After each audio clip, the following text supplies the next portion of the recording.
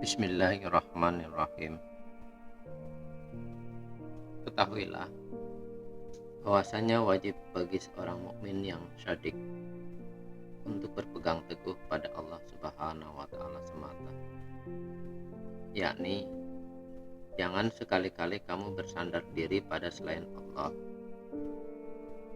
Ilmu dan amal ibadahmu itu tidak bisa dijadikan pengharapan. Jangan pernah sekali-kali membuat keyakinan di dalam hatimu bahwa amal ibadahmu bisa memasukkanmu ke dalam surga, menyelamatkan dari api neraka, serta menjadikan wusul atau sampai kepada Allah. Hal itu tidak bisa, benar-benar tidak bisa. Apakah kamu tidak mengetahui kisah pendeta Bal'am bin Ba'urah dan Qarun, yang keduanya adalah ahli ibadah? Qarun merupakan ulama Bani Israel, tetapi saat menghadapi ajal, keduanya mati dalam keadaan kafir. Apakah kamu tidak mengetahui kisah Sayyidah Aisyah binti Muzahim? Walaupun beliau menjadi istri Fir'aun, beliau adalah kekasih Allah Subhanahu wa taala. Bahkan beliau akan menjadi istri Rasulullah Shallallahu alaihi wasallam besok di surga. Akhirnya, baik iman ataupun kufur, masuk surga atau masuk neraka, itu semua adalah berkat fadl atau karunia dan keadilan dari Allah Subhanahu wa taala semata. Sama sekali bukan dikarenakan ketaatan dan kemaksiatan setiap insan. Yang benar adalah ketaatan dan kemaksiatan itu menjadi sebab dan menjadi tanda bagi orang yang akan masuk surga atau masuk neraka. Tetapi kesemuanya tidak dapat memberi akibat atau dampak.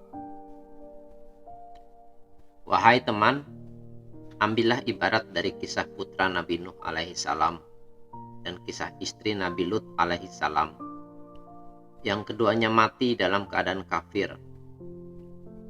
Tegasnya, orang tua tidak bisa menjamin anaknya. Suami tidak bisa menolong istrinya dari siksa Allah Subhanahu wa taala, walaupun keduanya adalah seorang nabi. Bahkan wajib baginya berpegang teguh kepada Allah Subhanahu wa taala, bukan kepada yang lain. Saat kamu, hai orang yang berakal, sudah mengetahuinya, maka bersandarlah kamu pada Allah Subhanahu wa taala semata dalam segala keadaan. Bahkan dalam urusan rezeki sekalipun. Jangan sekali-kali hatimu merasa ada sesuatu selain Dia yang dapat memberi manfaat atau memberi bahaya kepadamu. Dan tentu ini tidak akan terjadi.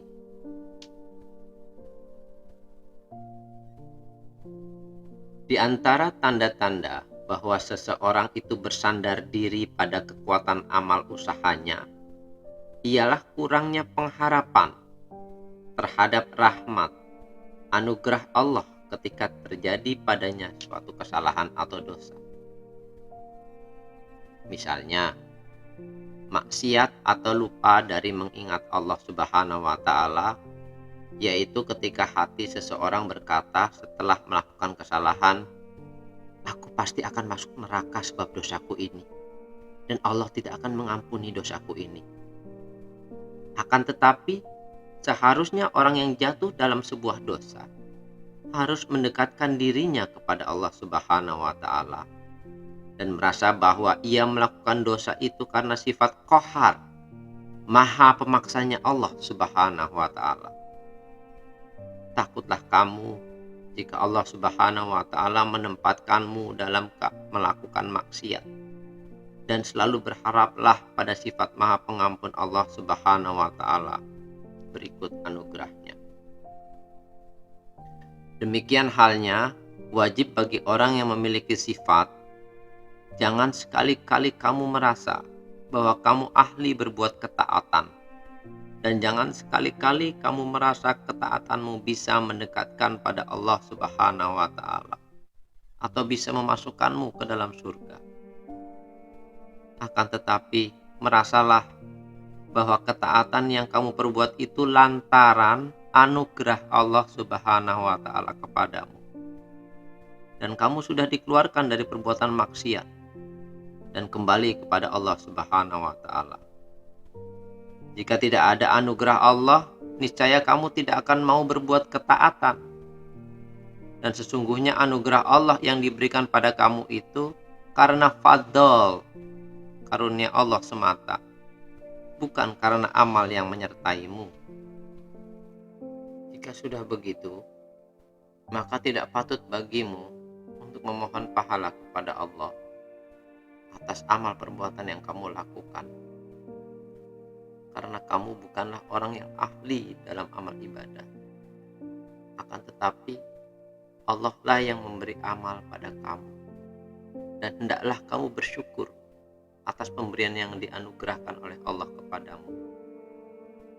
Banyak dari kamu yang dikasihi Allah ialah diberi ketaatan dan iman, dan tanda murkanya Allah adalah diberikannya maksiat dan